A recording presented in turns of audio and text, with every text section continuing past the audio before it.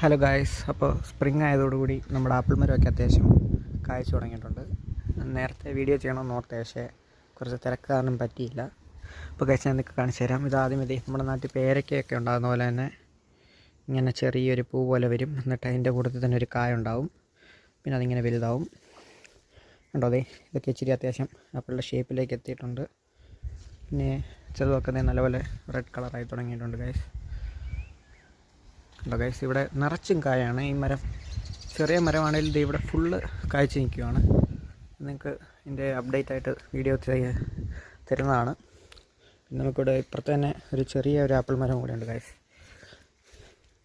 അതിലും അത്യാവശ്യം കായൊക്കെ ആയി തുടങ്ങിയിട്ടുണ്ട്.